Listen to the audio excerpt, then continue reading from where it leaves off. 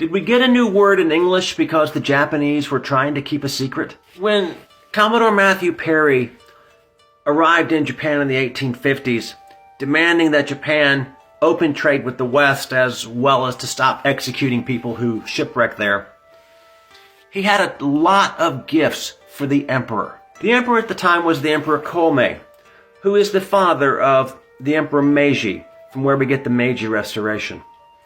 All of Perry's gifts and the letters that accompanied him were intended for His Majesty the Emperor.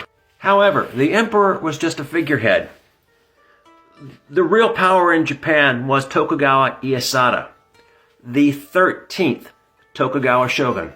Commodore Matthew Perry did not realize this, and so he negotiated his treaty and he left. Soon after this, Japan saw the arrival of Townsend Harris, the first U.S. Consul General to Japan. Like Perry, everything Harris had was addressed to His Majesty the Emperor. And again, the Japanese were trying to hide the difference. But what were they doing? Since they couldn't explain it to the Americans, they gave the shogun a new title. They called him the Tycoon. This title translates as Great Lord or Great Prince. And as you probably now have guessed, it is also where we get the word tycoon. As I mentioned, Matthew Perry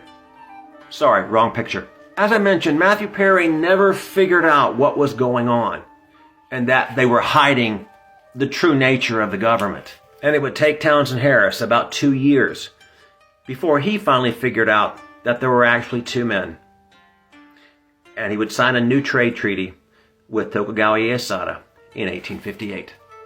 If you like my Japanese history snippets, please follow, subscribe, like, and share my videos. And if you like books set in medieval Japan, please check out my works. Thank you very much.